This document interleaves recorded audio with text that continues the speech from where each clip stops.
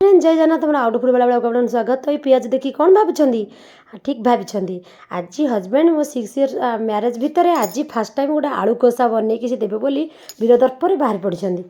तो मुझे कहली कि मोर जी देह भल नाला कि मुझे कि आलू कषा तो कौन टी बनई देच आज पर्यंत मुझे हस्टेल थी आलू कषा पियाज कषा एमती बनई खाए टी बनइल कि बनून मिछ कथा कौच तो एमती कहकि करदेला टेकाटी करी तो टीहाईला खुणु तो सी कहला ठीक अच्छे मुझे बनई देवी तो सी मत बनई दी आलू कषा सतरे बहुत टेस्टी होता। मुझे रेसिपीटा निश्चय सेयार करी से बहुत कम तेल भी करते।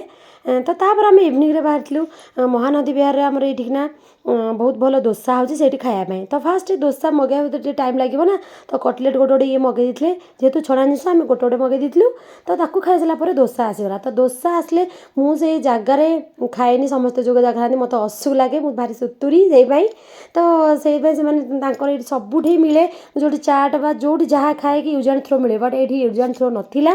तो सी कौन करेंगे जो पार्सल दिखती यही पत्र ही थिला।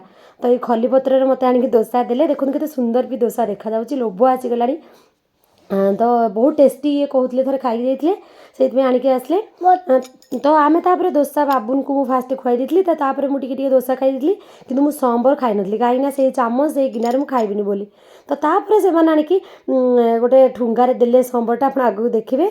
तो दोसा खाई सारापर ये कहले यही दुकान गोटे भल टेस्टी कि आपको कौन कहते मुझे भूली जाइए ये कहते मैंने बड़ गुपचुप भाया हो तो से चाट पाम्पुड़ी चाट भाया सब प्रिपेरेसन हो बहुत टेस्टी सतरे। तो मु देखूँ सब टी खाई देलु।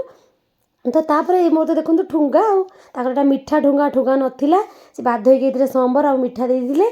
तो तापर खाई सारिक आम बाहर घर को तो देखो ठंडा ठंडा पागरे स्वामी पछपटे बसिक जावाटा मजा निरा नुहे कि। तो मत निज गाड़ी निजे चलैगला भारी टेंशन तो पछरे जावाक बसिक जावाक भारी भल लगे से पुणी स्वामी पछपटे।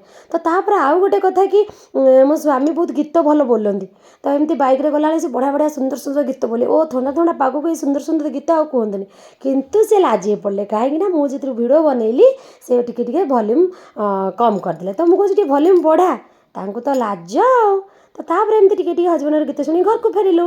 तो एमती आम दिन अडियो जय जगन्नाथ।